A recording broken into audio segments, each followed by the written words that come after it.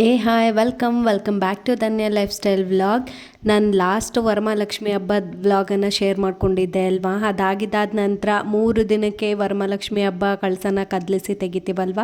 ಆ ಒಂದು ಕಳಸನ ತೆಗೆದಾದ ನಂತರ ಅಲ್ಲಿ ಹಾಕಿರುವಂಥ ದೈವಿಕ ವಸ್ತುಗಳನ್ನು ಯಾವುದನ್ನೆಲ್ಲ ಹೇಗೆಲ್ಲ ನಾನು ಉಪಯೋಗ ಮಾಡ್ಕೊಳ್ತೀನಿ ಅನ್ನೋದ್ರ ಬಗ್ಗೆ ಈ ವ್ಲಾಗ್ ಆಗಿರುತ್ತೆ. ಎಲ್ಲೂ ವಿಡಿಯೋನ ಸ್ಕಿಪ್ ಮಾಡದೆ ಕೊನೆಯವರೆಗೆ ನೋಡಿ.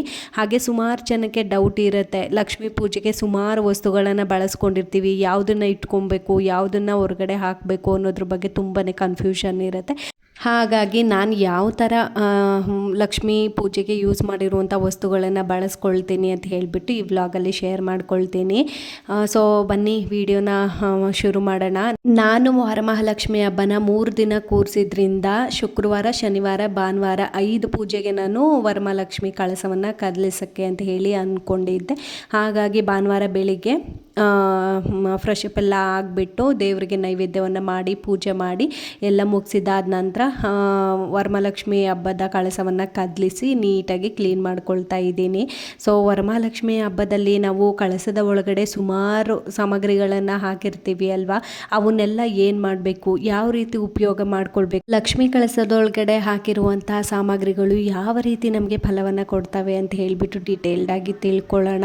ಕಳಸವನ್ನು ಪೂರ್ತಿಯಾಗಿ ಕದಲಿಸ್ಬಿಟ್ಟು ಇವಾಗ ಒಂದೊಂದಾಗಿ ಎಲ್ಲನೂ ತೆಗೆದಿಟ್ಟು ಜೋಡಿಸ್ಕೊಳ್ತಾ ಇದ್ದೀನಿ. ಇನ್ನು ವರಮಹಾಲಕ್ಷ್ಮಿ ಹಬ್ಬದಲ್ಲಿ ಯೂಸ್ ಮಾಡಿರುವಂಥ ಯಾವ ಸಾಮಗ್ರಿಗಳನ್ನು ನಾವು ಯೂಸ್ ಮಾಡ್ಕೊಳ್ಬೋದು ಅಂದರೆ ಅಮ್ಮನವ್ರಿಗೆ ಉಡಿಸಿರುವಂಥ ಸೀರೆನ ನಾವು ಹಾಕ್ಕೊಳ್ಬೋದು. ಇನ್ನು ಒಡವೆ ಸೆಟ್ಟು ದೇವ್ರಿಗೆ ಅಂತಲೇ ಹೇಳಿ ತಗೊಂಡಿರುವಂಥ ಒಡವೆ ಸೆಟ್ಟನ್ನು ನಾವು ಯಾವುದೇ ಕಾರಣಕ್ಕೂ ಹಾಕ್ಕೊಳ್ಳೋ ಆಗಿಲ್ಲ. ನೀವೇನಾದರೂ ನಿಮಗೆ ಅಂತ ಮಾಡಿಸಿರುವಂಥ ಒಡವೆ ಸೆಟ್ಟನ್ನೇನಾದ್ರೂ ದೇವ್ರ ಮುಂದೆ ಇಟ್ಟಿದ್ರಿ ಅಂದರೆ ಅದನ್ನು ಒಮ್ಮೆ ಹಾಕ್ಬಿಟ್ಟು ನೀವು ಬೇಕಾದರೆ ತೆಗ್ದು ಇಟ್ಕೊಬೋದು. ದೇವರಿಗೆ ಅಂತ ಯೂಸ್ ಮಾಡಿರುವಂಥ ಒಡವೆ ಸೆಟ್ಗಳನ್ನು ನಾವು ಯಾವುದೇ ಕಾರಣಕ್ಕೂ ನಮ್ಮ ಮೈ ಮೇಲೆ ಹಾಕ್ಕೊಳ್ಳೋ ಆಗಿಲ್ಲ. ಈಗ ಪ್ರತಿಯೊಂದನ್ನು ತೆಗೆದಿಟ್ಟು ನಾನು ಕ್ಲೀನ್ ಮಾಡ್ಕೊಳ್ತಾ ಇದ್ದೀನಿ. ಬಹುಮುಖ್ಯವಾಗಿ ನಾವು ಕಳಸದೊಳಗಡೆ ಗೋಮತಿ ಚಕ್ರ ಆಗಿರ್ಬೋದು, ಕವಡೆ, ತವರೆ ಬೀಜ, ಗುಂಡಡಿಕೆ, ಅರಿಶಿನ, ಕುಂಕುಮ, ಲಾವಂಚ ಬೇರು, ಕೆಲವೊಬ್ರು ಹಾಕೋರಿದ್ರೆ ಡ್ರೈ ಫ್ರೂಟ್ಸ್ ಇದನ್ನೆಲ್ಲ ಹಾಕಿರ್ತಾರೆ ಅಲ್ವಾ. ಅದರಲ್ಲಿ ನಾವು ಯಾವ ವಸ್ತುಗಳನ್ನು ಯೂಸ್ ಮಾಡ್ಕೊಳ್ಬೋದು, ಮರುಬಳಕೆ ಮಾಡ್ಕೊಳ್ಬೋದು ಅಂದರೆ ಕಳಸದೊಳಗಡೆ ಹಾಕಿರುವಂಥ ತವರೆ ಬೀಜಗಳಾಗಿರ್ಬೋದು, ಕವಡೆ ಆಗಿರ್ಬೋದು, ಗೋಮತಿ ಚಕ್ರ ಆಗಿರ್ಬೋದು, ಗುಂಡಡಿಕೆ ಆಗಿರ್ಬೋದು, ಅಥವಾ ದೇವ್ರ ಕಳಸದೊಳಗಡೆ ಹಾಕಿರುವಂಥ ಬೆಳ್ಳಿ ಕಾಯಿನ್ ಅಥವಾ ಚಿನ್ನದ ಕಾಯಿನ್ ಇದಿಷ್ಟು ನಾವೇ ತೆಗೆದಿಟ್ಕೊಂಡ್ರೆ ಆಗತ್ತೆ. ಇಷ್ಟು ಸಾಮಗ್ರಿಗಳನ್ನು ಕೂಡ ಹಾಳಾಗಿಲ್ಲ ಅಂದರೆ ನೀವೇ ಇಟ್ಕೊಬೋದು. ಕೆಲವೊಬ್ರು ಕಳಸದೊಳಗಡೆ ಡ್ರೈ ಫ್ರೂಟ್ಸನ್ನು ಹಾಕಿ ಇಟ್ಬಿಟ್ಟಿರ್ತಾರೆ. ಅದ್ರ ಜೊತೆಗೆ ನಾವು ಹಾಕಿರುವಂಥ ಕಮಲದ ಬೀಜ ಆಗಿರ್ಬೋದು, ಇದಾಗಿರ್ಬೋದು, ಏನಾದರೂ ಸ್ಮೆಲ್ ಬಂದು ಹಾಳಾಗಿತ್ತು ಅಂದರೆ ನೀವು ಹರಿಯೋ ನೀರಿಗೆ ಅಥವಾ ಯಾರೂ ತುಳಿದಿರೋ ಅಂಥ ಗಿಡದ ಕೆಳಗಡೆ ಹಾಕಿಬಿಟ್ಟು ನೀವು ಹೊಸದನ್ನು ತಗೊಳ್ಬೇಕಾಗತ್ತೆ. ಇನ್ನು ಕಳಸದೊಳಗಡೆ ಹಾಕಿರುವಂಥ ಲಾವಂಚ ಬೇರಾಗಿರ್ಬೋದು, ಕಳಸದಲ್ಲಿ ಹಾಕಿರುವಂಥ ನೀರನ್ನಾಗಿರ್ಬೋದು ಪೂರ್ತಿ ಮನೆಗೆ ಪ್ರೋಕ್ಷಣೆಯನ್ನು ಮಾಡಿ ಕಳಸದಲ್ಲಿ ಇಟ್ಟಿರುವಂತಹ ನೀರನ್ನು ನಿಮ್ಮ ಮೈ ಮೇಲೆ ಮನೆಗೆ ಪೂರ್ತಿ ಮೂಲೆಗೂ ಅದನ್ನು ಪ್ರೋಕ್ಷಣೆಯನ್ನು ಮಾಡ್ಕೊಳ್ಬೇಕು. ತುಂಬ ಅಂದರೆ ತುಂಬ ಒಳ್ಳೆಯದು. ಯಾವ ಒಂದು ವರಮಹಾಲಕ್ಷ್ಮಿ ಹಬ್ಬದ ವ್ರತವನ್ನು ನಾವು ಮಾಡಿರ್ತೀವಿ ಅದರ ಸಂಪೂರ್ಣವಾದಂಥ ಫಲ ನಮಗೆ ಸಿಗತ್ತೆ ಅಂತಲೇ ಹೇಳ್ಬೋದು. ಎಷ್ಟೊಂದು ಶ್ಲೋಕಗಳು, ಕುಂಕುಮಾರ್ಚನೆ ಇದೆಲ್ಲ ಮಾಡಿರ್ತೀವಿ. ತುಂಬಾ ಒಳ್ಳೆಯದು. ಕಳಸದ ನೀರನ್ನು ಮನೆಗೆಲ್ಲ ಪ್ರೋಕ್ಷಣೆಯನ್ನು ಮಾಡುವಂಥದ್ದು ಒಳ್ಳೆ ವೈಬನ್ನು ತಂದುಕೊಡುತ್ತೆ ಅಂತಲೇ ಹೇಳ್ಬೋದು. ಇನ್ನು ನಾನು ದೇವ್ರಿಗೆ ಹಾಕಿರುವಂಥ ಒಡವೆ ಸೆಟ್ಗಳನ್ನೆಲ್ಲ ತೆಗೆದು ಇಟ್ಬಿಟ್ಟು ಸೀರೆನೂ ಕೂಡ ತೆಗೆದು ಇಟ್ಬಿಟ್ಟು ಒಂದು ಸರ್ತಿ ನನ್ನ ಮೈ ಮೇಲೆ ಹಾಕ್ಕೊಂಡು ತೆಗೆದು ಇಡ್ತೀನಿ ಸೀರೆನ. ನಂತರ ದೇವಸ್ಥಾನಕ್ಕೆ ಯಾವುದಾದ್ರೂ ಒಂದು ದೇವಸ್ಥಾನಕ್ಕೆ, ಶಕ್ತಿ ದೇವರ ದೇವಸ್ಥಾನಕ್ಕೆ ಹೋದಾಗ ವರಮಹಾಲಕ್ಷ್ಮಿ ಅಮ್ಮನವರಿಗೆ ಉಡಿಸಿದಂಥ ಸೀರೆನ ಹಾಕ್ಕೊಂಡು ಹೋಗಿದ್ದು ಬರ್ತೀನಿ. ಇನ್ನು ಒಡವೆಗಳೇನಾದರೂ ನಿಮಗೆ ಮಾಡಿಸಿರುವಂಥ ಒಡವೆಗಳ ಸೆಟ್ ಏನಾದರೂ ನೀವು ವರಮಹಾಲಕ್ಷ್ಮಿ ಹಬ್ಬದ ದಿನ ಇಟ್ಟಿದ್ರಿ ಅಂದರೆ ಆ ಒಡವೆಗಳನ್ನು ಒಮ್ಮೆ ದೇವಸ್ಥಾನಕ್ಕೂ ಹಾಕ್ಕೊಂಡು ಹೋಗಿದ್ದು ಬನ್ನಿ. ತುಂಬ ಅಂದರೆ ತುಂಬಾ ಒಳ್ಳೆಯದು. ವರಮಹಾಲಕ್ಷ್ಮಿ ತಾಯಿಯನ್ನು ನಾನಾ ರೀತಿಯ ಒಂದು ಬೇಡಿಕೆಗಳಿಗೆ ನೀವು ಪೂಜೆನ ಮಾಡಿರ್ತೀರಾ. ನಮಗೆ ಫಿನಾನ್ಷಿಯಲಿ ಸ್ಟೇಬಲ್ ಆಗಬೇಕು ಅಥವಾ ಹೆಲ್ತ್ ವಿಚಾರವಾಗಿ ಸ್ಟೇಬಲ್ ಆಗಬೇಕು, ಸುಮಾರು ವಿಚಾರಗಳಿಗಾಗಿ ನೀವು ವರಮಹಾಲಕ್ಷ್ಮಿ ಅಮ್ಮನವ್ರನ್ನ ಪ್ರಾರ್ಥನೆಯನ್ನು ಮಾಡ್ಕೊಂಡಿರ್ತೀರ. ಸೊ ಹಾಗಾಗಿ ದೇವ್ರು ಗುಡಿಸಿರುವಂಥ ಸೀರೆ, ದೇವ್ರ ಮುಂದೆ ಮಡಗಿರುವಂಥ ಒಡವೆ ಸೆಟ್ಗಳನ್ನ ದೇವಸ್ಥಾನಕ್ಕೆ ಹೋಗಿ ಹಾಕೊಂಡು ಬರೋದ್ರಿಂದ ತುಂಬ ಅಂದರೆ ತುಂಬ ಒಳ್ಳೆಯದು ಅಂತ ಹೇಳ್ತಾರೆ.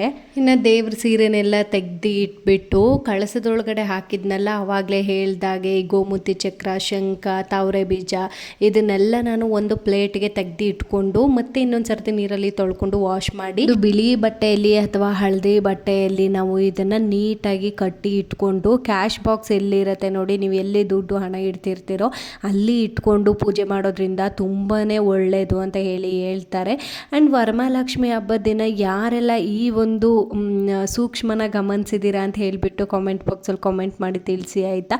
ನಾವು ಯಾವ ಕಳಸದ ಕೆಳಗಡೆ ಅಕ್ಕಿಯನ್ನು ಹಾಕಿರ್ತೀವಿ ನೋಡಿ, ವರಮಹಾಲಕ್ಷ್ಮಿ ಹಬ್ಬಕ್ಕೆ ಕಳಸವನ್ನು ಕೂರಿಸ್ಲಿಕ್ಕೆ ಅದ್ರ ಕೆಳಗಡೆ ಅಕ್ಕಿನ ಹಾಕಿರ್ತೀವಲ್ಲ, ಅದು ನಾವು ಕಳಸನ ಕೂರಿಸ್ಲಿಕ್ಕೆ ಮುಂಚೆ ಹಾಕಿದಂಥ ಅಕ್ಕಿಗಿಂತ ನಾವು ಕಳಸನ ತೆಗಿಬೇಕಾದ್ರೆ ಅಕ್ಕಿ ಜಾಸ್ತಿ ಆಗಿರತ್ತಂತೆ. ಇದ್ರ ಬಗ್ಗೆ ನಾನು ನಂಬಿರಲಿಲ್ಲ. ಎಷ್ಟೊಂದು ಇನ್ಸ್ಟಾಗ್ರಾಮಲ್ಲಿ ನೋಡ್ತಾ ಇದ್ದೆ ಈ ಥರ ಒಂದು ವಿಚಾರನ. ಹೌದಾ, ಜಾಸ್ತಿ ಆಗಿರುತ್ತಾ ಅಂತ ಹೇಳಿಬಿಟ್ಟು. ಲಕ್ಷ್ಮಿ ಕಟಾಕ್ಷ ಏನಾದರೂ ನಮಗೆ ಆಗಿತ್ತು ಅಂದರೆ ಲಕ್ಷ್ಮಿ ತಾಯಿಗೆ ನಾವು ಮಾಡಿರುವಂಥ ಪೂಜೆ ಸಲ್ಲಿದ್ರೆ ಅಕ್ಕಿ ಜಾಸ್ತಿ ಆಗಿರುತ್ತಂತೆ. ಯಾರೆಲ್ಲ ಈ ಒಂದು ಪಾಯಿಂಟನ್ನು ಅಬ್ಸರ್ವ್ ಮಾಡಿದ್ದೀರಾ ಕಾಮೆಂಟ್ ಬಾಕ್ಸಲ್ಲಿ ಕಾಮೆಂಟ್ ಮಾಡಿ ತಿಳಿಸಿ. ಮೊದಲನೇ ಸರ್ತ ನಾನು ಟೆಸ್ಟ್ ಮಾಡಿದ್ದು ಆಯಿತಾ, ನನಗಂತೂ ನಿಜ ಶಾಕೇ ಆಗಿಬಿಡ್ತು ನೋಡಿಬಿಟ್ಟು. ಈ ಥರ ಎಲ್ಲ ಒಂದು ಪವಾಡಗಳು ನಡೆಯುತ್ತಪ್ಪ ಅಂತ ಹೇಳಿ ಅನ್ನಿಸ್ತು ನನಗೆ ನೋಡಿಬಿಟ್ಟು. ತುಂಬ ಅಂದರೆ ತುಂಬ ಎಕ್ಸೈಟೆಡ್ ಆಗಿಯೇ ನಾನು ಕಳಸನ ತೆಗೆದಿದ್ದು. ಚೆಕ್ ಮಾಡೋಣ, ನೋಡೋಣ ಏನಾಗಿರುತ್ತೆ ಹೇಗಾಗಿರುತ್ತೆ ಅಂತ ಹೇಳಿಬಿಟ್ಟು ತೆಗೆದೆ. ನಾನು ಕೂಡ ಅಕ್ಕಿನ ನಾನು ಕಳಸ ಸ್ಥಾಪನೆ ಮಾಡಬೇಕಾದ್ರೆ 3 ಪಾವನ್ನ ಕರೆಕ್ಟಾಗಿ ತಲೆ ಸವರಿ ಹಾಕ್ಕೊಂಡಿದ್ದೆ. ಚೆಕ್ ಮಾಡ್ಲಿಕ್ಕಂತಲೇ ಹೇಳಿಬಿಟ್ಟು ಹಾಕ್ಕೊಂಡಿದ್ದಂಥದ್ದು. ಅದಾಗಿದ್ದಾದ ನಂತರ ಚೆಕ್ ಮಾಡಿದರೆ ಅದು ತಲೆ ಸವರಿದ ಪಾವಿಗಿಂತ ಜಾಸ್ತಿನೇ ಅಕ್ಕಿ ಬಂದಿತ್ತು. ಯಾವ ರೀತಿ ಮಿರಾಕಲ್ ಇದು ಅಂತ ಹೇಳಿ ಅನ್ನಿಸ್ತು ನನಗಂತೂ. ವರಮಹಾಲಕ್ಷ್ಮಿ ಹಬ್ಬಕ್ಕೆ ಎಷ್ಟೊಂದೆಲ್ಲ ಕಷ್ಟಪಟ್ಟು ಭಕ್ತಿಯಿಂದ ಶ್ರದ್ಧೆಯಿಂದ ಎಲ್ಲಿ ತಪ್ಪಾಗ್ಬಿಡುತ್ತೋ, ಎಲ್ಲಿ ನಾವು ಏನಾದರೂ ಪೂಜೆನ ಮರ್ತು ಬಿಡ್ತೀವೋ ಅಂತ ಹೇಳಿ ಪ್ರತಿಯೊಂದನ್ನು ತುಂಬಾ ಕಾನ್ಷಿಯಸ್ ತಗೊಂಡು ಮಾಡಿರ್ತೀವಿ. ನಾವು ಕಾನ್ಷಿಯಸ್ ತಗೊಂಡು ಮಾಡಿರುವಂಥ ಪೂಜೆ ತಾಯಿಗೆ ಇಷ್ಟ ಆಗಿದೆಯೇ ಇಲ್ವಾ ಅಂಥೇಳಿ ಈ ರೀತಿ ಒಂದು ನಾವು ಪರೀಕ್ಷೆಯನ್ನು ಮಾಡಿಕೊಂಡು ನಮ್ಮ ಮನಸ್ಸನ್ನು ದೃಢ ಮಾಡ್ಕೊಳ್ಳೋದ್ರಿಂದ ಎಷ್ಟು ಸಮಾಧಾನ ಸಿಗುತ್ತೆ ಗೊತ್ತಾ.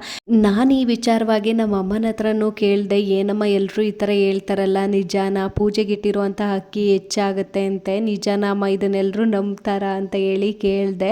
ಅವರು ನಮ್ಮ ಕಾಲದಲ್ಲಿ ಯಾರಿಗಾದ್ರೂ ಆಯುಷ್ಯ ಇದೆಯಾ ಇಲ್ವಾ ಅಂತ ಜ್ಯೋತಿಷ್ಯನ ಕೇಳಲಿಕ್ಕೆ ಹೋದಾಗ ಅವರು ಕೂಡ ಇದೇ ರೀತಿ ಅಕ್ಕಿಯಲ್ಲಿ ಎಣಿಸ್ಬಿಟ್ಟು ಅವರು ಪರೀಕ್ಷೆಯನ್ನ ಮಾಡ್ತಿದ್ರು ಅಂತ ಹೇಳಿದ್ರು. ಸೊ ಹಾಗಾಗಿ ನಾನು ನೋಡಿ ಬಿಡೋಣ ಹೇಗೆ ಬರುತ್ತೆ ಅಂತ ಹೇಳಿಬಿಟ್ಟು ಚೆಕ್ ಮಾಡಿದೆ. ಬಟ್ ನಿಜಾನೇ, ಅದು ನಾನು ಹಾಕಿರುವಂತಹ ಅಕ್ಕಿಗಿಂತ ಸ್ವಲ್ಪ ಜಾಸ್ತಿನೇ ಬಂದಿತ್ತು ಅಂತಲೇ ಹೇಳ್ಬೋದು. ಸೊ ಎಷ್ಟು ಜನ ಈ ಒಂದು ಮಾತಿನ ಬಗ್ಗೆ ನೆಗೆಟಿವ್ ಆಗಿ ತಗೊಳ್ತಿರೋ ಗೊತ್ತಿಲ್ಲ. ನಾವು ದೇವರನ್ನ ನಂಬೋದ್ರಿಂದ ಈ ಥರ ಒಂದು ಚಿಕ್ಕ ಪುಟ್ಟ ವಿಚಾರಗಳು ನಡೆದಾಗ ನಮ್ಮ ಮನಸ್ಸಿಗೂ ಸ್ವಲ್ಪ ಸಮಾಧಾನ ಅಂತ ಹೇಳಿ ಅನಿಸುತ್ತೆ. ಅದಕ್ಕಾಗಿ ನಾನು ಲೈವ್ ಆಗಿ ವಿಡಿಯೋನ ತೋರಿಸ್ತಾ ಇರೋದು ನಿಮಗೆ. ನಾನು ಕರೆಕ್ಟಾಗಿ ಈ ಥರ ತಲೆ ಸವರ್ ಬಿಟ್ಟು ಹಾಕ್ಕೊಂಡಿದ್ದೆ ಹಾಕಬೇಕಾದ್ರೆ. ಬಟ್ ನಾನು ಕಳಸನ ತೆಗೆದಾದ ಮೇಲೆ ಇವಾಗ ಹಾಕ್ಬಿಟ್ಟು ತೋರಿಸ್ತಾ ಇದ್ದೀನಿ ನೋಡಿ ಎಷ್ಟು ಅಕ್ಕಿ ಜಾಸ್ತಿ ಬಂದಿದೆ ಅಂತ ಹೇಳಿಬಿಟ್ಟು. ಕಷ್ಟಪಟ್ಟು ಪೂಜೆ ಮಾಡಿರೋದಕ್ಕೆ ಈ ಥರ ಒಂದು ಸೂಚನೆಗಳು ಸಿಕ್ಕಿದಾಗ ನಮ್ಮ ಮನಸ್ಸಿಗೂ ಏನೋ ಒಂಥರ ಸಮಾಧಾನ ಆಗುತ್ತೆ ಅಲ್ವಾ. ಅದಕ್ಕಾಗಿ ಇದನ್ನು ಶೇರ್ ಮಾಡಿಕೊಂಡೆ. ನೀವು ಯಾರಾದರೂ ಈ ಥರ ಚೆಕ್ ಮಾಡಿದರೆ ಕಾಮೆಂಟ್ ಮಾಡಿ ತಿಳಿಸಿ ಆಯಿತಾ ಎಲ್ಲರೂ.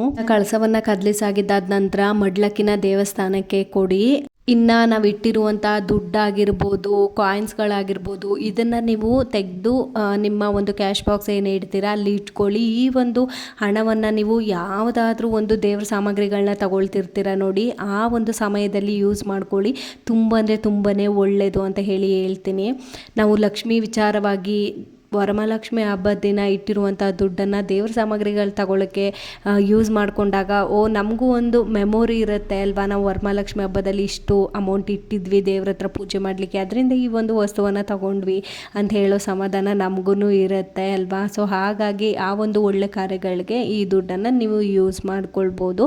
ಇನ್ನು ನಾನು ಆಗಲೇ ಹೇಳಿದಾಗೆ ಕಳಸದೊಳಗಡೆ ಹಾಕಿರುವ ವಸ್ತುಗಳನ್ನು ಬಿಟ್ಟು ಲಕ್ಷ್ಮಿಗೆ ಪ್ರಿಯವಾದ ವಸ್ತುಗಳು ಅಂತ ಹೇಳಿಬಿಟ್ಟು ಕವಡೆ, ಗೋಮುತಿ ಚಕ್ರ, ಶಂಖ, ಕಮಲದ ಬೀಜಗಳು, ಶ್ರೀಫಲ, 5 ಅರಿಶಿಣದ ಕೊಂಬು, ಇದನ್ನೆಲ್ಲ ಒಂದು ಬೌಲ್ಗೆ ಹಾಕಿ ಇಟ್ಟಿರ್ತೀವಲ್ವಾ, ಅದನ್ನು ಕೂಡ ಒಂದು ಯೆಲ್ಲೋ ಕಲರ್ ಬಟ್ಟೆಯಲ್ಲಿ ಕಟ್ಟಿಬಿಟ್ಟು ನಾವು ಎತ್ತಿಟ್ಕೊಳ್ಬೇಕಾಗತ್ತೆ. ತುಂಬ ಅಂದರೆ ತುಂಬಾ ಒಳ್ಳೆಯದು. ಈ ಥರ ಲಕ್ಷ್ಮಿಗೆ ಪ್ರಿಯವಾದ ವಸ್ತುಗಳನ್ನು ವರಮಹಾಲಕ್ಷ್ಮಿ ಹಬ್ಬದ ದಿನ ಪೂಜಿಸಿಬಿಟ್ಟು ಅದ್ರ ಮಾರನೇ ದಿನ ನಾವು ಕಳಸವನ್ನು ಕದಲಿಸಾಗಿದ್ದಾದ ನಂತರ ನಾವು ಯೆಲ್ಲೋ ಕಲರ್ ಬಟ್ಟೆಗೆ ಈ ಥರ ಗಂಟು ಕಟ್ಟಿ ಇಟ್ಕೊಳ್ಳೋದ್ರಿಂದ ತುಂಬ ಅಂದರೆ ತುಂಬ ಒಳ್ಳೆ ಫಲಗಳನ್ನು ನೋಡ್ಬೋದು. ವರಮಹಾಲಕ್ಷ್ಮಿ ಹಬ್ಬದಲ್ಲಿ ಯೂಸ್ ಮಾಡಿರುವಂಥ ಹೂಗಳಾಗಿರ್ಬೋದು, ಅಥವಾ ಕೆಲವೊಬ್ರು ಗೋಧಿ ಹುಲ್ಲನ್ನೆಲ್ಲ ಬೆಳೆಸ್ಕೊಂಡಿರ್ತಾರೆ ಹಬ್ಬಕ್ಕೆ ಅಂತ ಹೇಳಿಬಿಟ್ಟು, ಇದಾಗಿರ್ಬೋದು ಬಾಳೆ ಎಲೆ, ಇದನ್ನೆಲ್ಲನೂ ಕೂಡ ಯಾರು ತುಳಿದೇ ಇರೋವಂಥ ಜಾಗಕ್ಕೆ ಹಾಕಬೇಕು. ಇನ್ನು ಕಳಸದ ಕೆಳಗಡೆ ಹಾಕಿರುವಂತಹ ಅಕ್ಕಿ, ಕಳಸಕ್ಕೆ ಹಾಕಿರುವಂಥ ಕಾಯಿ ಇದನ್ನೆಲ್ಲನೂ ನೀವು ಸಿಹಿ ಐಟಮ್ಸ್ನ ಮಾಡಲಿಕ್ಕೆ ಯೂಸ್ ಮಾಡ್ಕೋಬೋದು. ನೋಡಿದ್ರಲ್ಲ ವರಮಹಾಲಕ್ಷ್ಮಿ ಹಬ್ಬದ ಐಟಮ್ಸ್ಗಳನ್ನ ಯಾವ ರೀತಿಯೆಲ್ಲ ಯೂಸ್ ಮಾಡ್ಕೊಳ್ಬೇಕು ಅಂತ ಹೇಳಿಬಿಟ್ಟು. ವಿಡಿಯೋ ಇಷ್ಟ ಆಗಿದೆ ಲೈಕ್ ಶೇರ್ ಸಬ್ಸ್ಕ್ರೈಬ್ ಮಾಡಿ.